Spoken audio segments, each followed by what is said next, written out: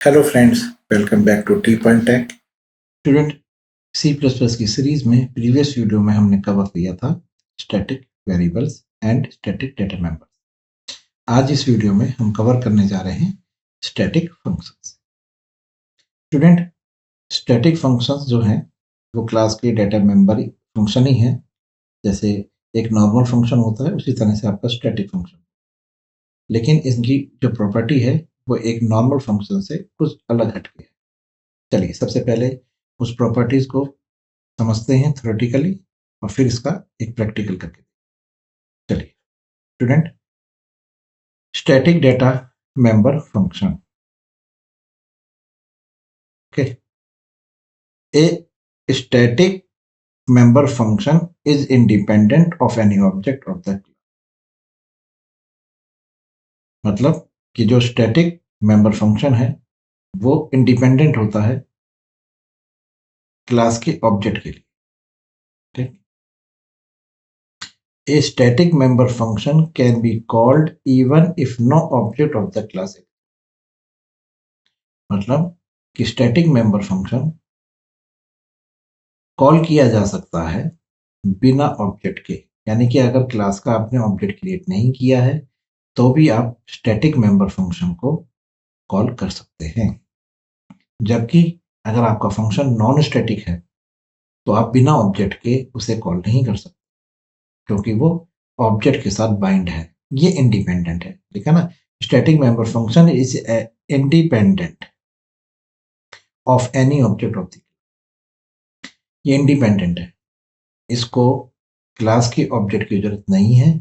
ये क्लास के नेम से साथ में स्कोप रेजोल्यूशन ऑपरेटर की हेल्प से कॉल किया जा सकता है। जैसे मान के चलिए एक स्टैटिक फंक्शन है जिसका नाम ऐड है, आपने उसको इस तरह से डिक्लेयर करा है क्लास के अंदर, वॉइड ये ऐड, ये इसकी आर्गुमेंट, ये इसकी डेफिनेशन, और उसके आगे आपने स्टैटिक, और ये public function class, public static.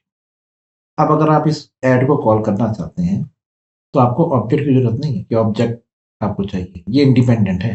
आप क्लास का नाम लिखिए। अब मान के चलिए ये जो फंक्शन है ये क्लास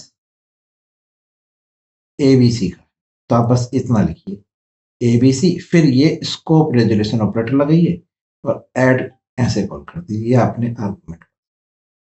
तो ये क्लास का नाम और प्लस स्कोप रेजोल्यूशन ऑपरेटर की हेल्प से फंक्शन कॉल हो जाए, इसलिए इसे बोला कि इंडिपेंडेंट। क्लियर है। Static member function can also be accessed using the class name through the scope resolution operator। ठीक है, यही जो मैंने आपको बताया कि क्लास के स्कोप रेजोल्यूशन ऑपरेटर्स की हेल्प से आप इसे कॉल, ऑब्जेक्ट से भी कॉल हो जाएगा। ऐसा नहीं कि ऑब्जेक्ट से कॉल नहीं होगा, ऑब्जेक्ट से कॉल हो जाएगा, लेकिन बिना ऑब्जेक्ट के भी कॉल हो सकता है क्योंकि क्लास का मेंबर है। ठीक है, इसलिए ऑब्जेक्ट से तो कॉल होगा, लेकिन ये ऑब्जेक्ट के साथ बाइंड नहीं है, इंडिपेंडेंट है। क्लियर है। लेकिन जो नॉन स्टैटिक है वो क्लास से कॉल नहीं होगा, वो ऑब्जेक्ट से ही कॉल होगा क्योंकि वो ऑब्जेक्ट के साथ बाइंड है। ठीक है, ये प्रैक्टिकली पॉइंट है जो आपको समझ में आएंगे। अभी प्रैक्टिकल करते हैं तो ये क्लियर हो जाएंगे दोनों point. A static member function can access static data members and static member function inside और outside the class.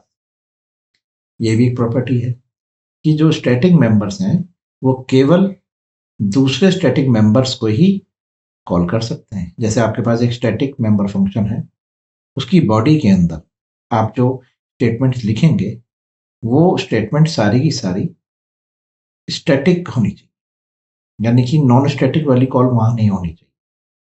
Static function दूसरे स्टैटिक मेंबर्स को ही एक्सेस कर सकता है, नॉन स्टैटिक एक्सेस नहीं होंगे, एरर आ जाएगी। Clear. Static functions have a scope inside the class and cannot access the current object point। Object के साथ ये बाइंड ही नहीं होते, ये तो क्लास के मेंबर हैं। स्टैटिक मेंबर्स जो हैं वो क्लास के मेंबर हैं, तो ये क्लास के साथ हैं बाइंड, ऑब्जेक्ट के साथ ये बाइंड नहीं है, इसलिए आप इसका object pointer static members functions के अंदर ऑब्जेक्ट पॉइंटर का यूज नहीं करें। Can not access the current object pointer. You can also use a static member function to determine how many objects of the class have been created। ये सबसे जो last वाला point है सबसे important point है, मतलब मेनली इसी point की वजह से हम यूज करते हैं। हमें ये पता लगाना है कि हमारे क्लास के कितने ऑब्जेक्ट क्रिएट हो चुके हैं, तो आप स्टैटिक फंक्शन का यूज करें। ठीक है, आपको पता चल जाएगा कि मैं अपनी क्लास के अब तक कितने ऑब्जेक्ट क्रिएट कर चुका हूं। इस पॉइंट को भी हम प्रैक्टिकली भी करके देखें। तो स्टूडेंट, स्टैटिक मेंबर फंक्शन जो है वो केवल स्टैटिक कीवर्ड लिखने से डिक्लेयर हो जाएगा। अब वो एक इंडिपेंडेंट फंक्शन है, उसको ऑब्जेक्ट की जरूरत नहीं है, वो क्लास के नेम से कॉल होगा और स्टैटिक फंक्शंस केवल दूसरे स्टैटिक मेंबर्स को ही एक्सेस कर सकते हैं और इनको कॉल करने के लिए स्कोप रेजोल्यूशन ऑपरेटर की जरूरत होती है। चलिए इसको एक बार प्रैक्टिकली करके देखिए। स्टूडेंट, ये प्रीवियस एग्जांपल था जिसमें हमने कवर किया था स्टैटिक वेरिएबल। स्टैटिक वेरिएबल जो क्लास के अंदर है, जिसको हम स्टैटिक डेटा मेंबर, ये इंटीजर ए जो है ये नॉन स्टैटिक है। नॉन स्टैटिक कोई कीवर्ड नहीं होता। अगर आप वेरिएबल को विदाउट स्टैटिक कीवर्ड के डिक्लेयर कर रहे हैं तो वो नॉन स्टैटिक है, और स्टैटिक लिख रहे हैं तो स्टैटिक। तो ये स्टूडेंट, ये प्रीवियस एग्जांपल है। जो स्टूडेंट इसी वीडियो से डायरेक्ट वीडियो चेक कर रहे हैं स्टैटिक फंक्शंस की, वो एक बार स्टैटिक वेरिएबल को भी चेक कर लें।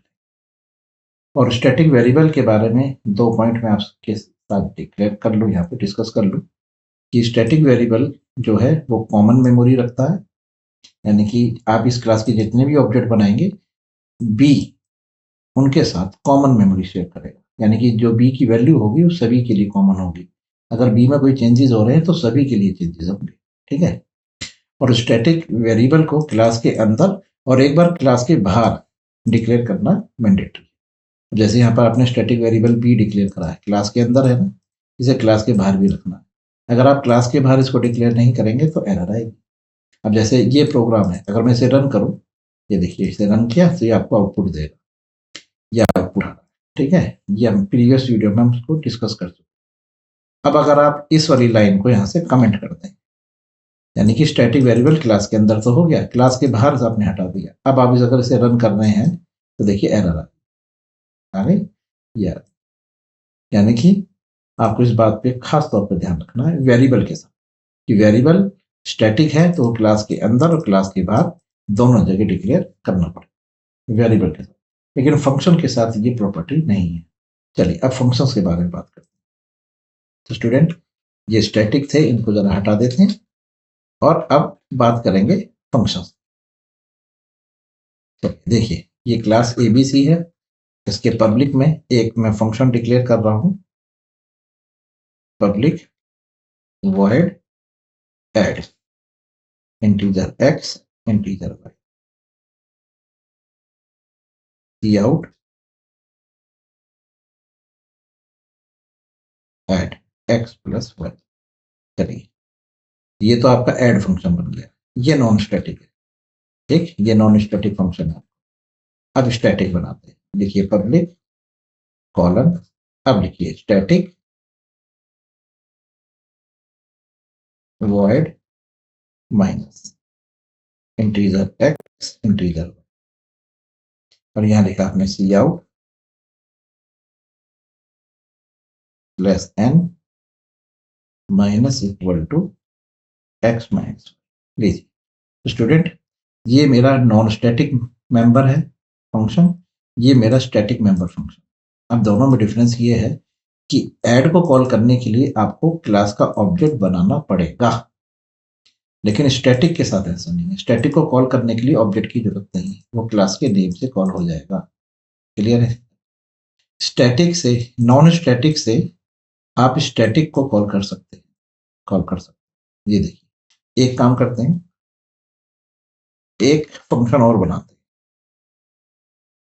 उसको भी स्टैटिक डिक्लेयर करते हैं और ये बनाते हैं हम मल्टीप्लाई। ये देखिए ये हमारा मल्टीप्लाई का प्रोग्राम। तो हमारे पास दो तो स्टैटिक है और एक नॉन स्टैटिक। ठीक है, ये मल्टीप्लाई हो।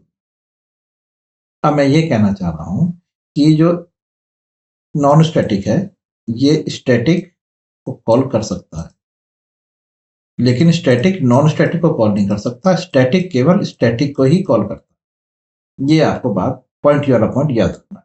स्टैटिक दूसरे स्टैटिक मेंबर्स को तो एक्सेस कर सकता है, लेकिन नॉन स्टैटिक को नहीं कर सकता। चलिए करके देखते हैं। सबसे पहले मैं आपको माइनस कॉल करके दिखाता हूँ। ये स्टैटिक है और मैंने अब तक क्लास का कोई ऑब्जेक्ट नहीं बनाया और जरूरत भी नहीं है हमें। क्लास का नाम लिखना, स्कोप रेजोल्यूशन ऑपरेटर लगाना, देख लो दोनों आ गए। माइनस में मैं कॉल कर दिया और ये आर्गुमेंट पास 15 और 10। तो 15 माइनस 10 आंसर विल बी 5। ये देखिए ये आ गया 5। क्लियर हो गया, समझ में आ गया। चलिए अब आपने कहा क्या ये माइनस इस मल्टीप्लाई को कॉल कर सकता है? माइनस के अंदर से क्या मल्टीप्लाई कॉल हो सकता है? हाँ हो सकता है, क्योंकि वो स्टैटिक है और माइनस भी स्टैटिक है, तो स्टैटिक से स्टैटिक कॉल होता है। कहने का मतलब ये है कि अगर आप यहाँ पर मल्टीप्लाई लिख दें और यहाँ पर एक्स और वाई की वैल्यू जो मैंने माइनस में रिसीव करी है वो आप मल्टीप्लाई में भी पास कर दीजिए।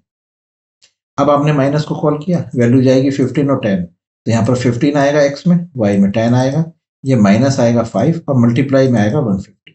तो देखिए स्टैटिक से स्टैटिक कॉल हो जाएगा। ये देखिए डायरेक्ट कॉल हो जाएगा, माइनस भी आ गया, मल्टीप्लाई भी एक लाइन में आ रहा है क्योंकि हमने न्यू लाइन नहीं लगाया, तो एक न्यू लाइन करेक्टर और लगा। चलिए आपके देखिए, तो माइनस ने मल्टीप्लाई को कॉल कर दिया क्योंकि स्टैटिक से स्टैटिक कॉल हो सकता है। चलिए देख लिया आपने। अब ऐड को कॉल करके देखते हैं। माइनस के अंदर से ऐड, ये नहीं हो सकता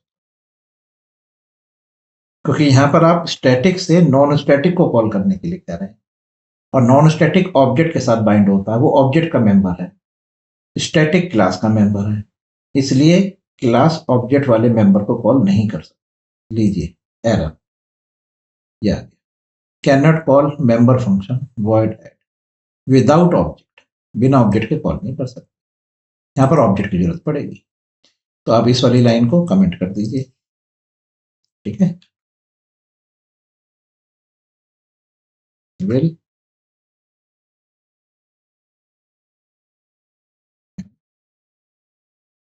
विल जनरेट एन एरर, ठीक, यहाँ पर एरर आई।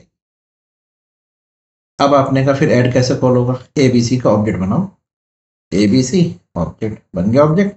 अब कॉल करो ऑब्जेक्ट डॉट ऐड, अब कॉल करो। तो आपने नॉन स्टैटिक को कैसे कॉल किया? पहले ऑब्जेक्ट क्रिएट करा, फिर ऑब्जेक्ट से कॉल किया। अब देखिए, ये देखिए हो गया कॉल, नॉन स्टैटिक कॉल हो गया। एक काम करते हैं स्टूडेंट, इसके आगे लिख भी देते हैं जिससे आपको पता रहे, नॉन स्टैटिक, ठीक है। नॉन स्टैटिक ऐड जब ये कॉल होगा ना तो इसके आगे लिखा भी आएगा, इसके आगे लिख देते हैं स्टैटिक और इसके आगे भी लिख देते हैं static, ठीक। अब ये कॉल होगा नॉन स्टैटिक, ये देखिए हो गया, समझ में आ गया। अब एक काम और करके देखते हैं, हम एबीसी के थ्रू डायरेक्ट ऐड को कॉल करके देखते हैं क्या ये कॉल होगा। तो यहां भी आपको स्टूडेंट एरर मैसेज देखने को मिलेगा। हाँ जी, क्लास का जो स्कोप रेजोल्यूशन ऑपरेटर है वो केवल स्टैटिक मेंबर्स के साथ यूज होगा, ऐड नॉन स्टैटिक है और आप क्लास का स्कोप यूज कर रहे हैं, एरर है। आप कंपाइल करके देख लीजिए एरर मैसेज, देखो ये आ गया, can not call member function without object बना कर, ठीक है। यहाँ पर यहाँ भी आपकी एरर आएगी, विल जनरेट एन एरर, क्या विदाउट ऑब्जेक्ट भी, ठीक है, without object can not be called, आप बिना ऑब्जेक्ट के कॉल नहीं कर सकते, नॉन स्टैटिक। समझ में आ गया स्टूडेंट्स? तो स्टूडेंट ये है हमारे स्टैटिक मेंबर फंक्शन। तो स्टैटिक मेंबर फंक्शंस की जरूरत हमें पड़ती है जब हमें क्लास के अंदर यूटिलिटी बनानी है, केवल यूटिलिटी, जैसे कि ऐड करके देखना है, दो वेरिएबल का सम करना है।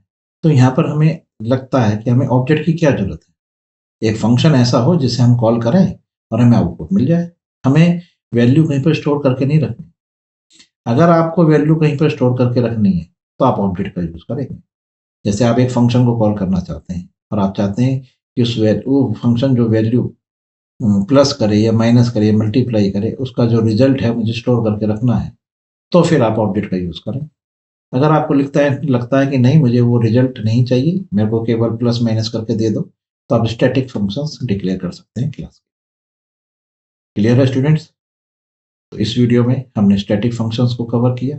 अगर ये वीडियो आपको समझ में आई, अच्छी लगी कि स्टैटिक फंक्शंस क्या होते हैं और उनको कब यूज़ करना है, तो इस वीडियो को अपने फ्रेंड के साथ भी शेयर करिए, लाइक करिए हमारे चैनल को, कमेंट करिए, और अगर आप हमारे चैनल पर नए हैं तो हमारे चैनल को subscribe. Thank you very much.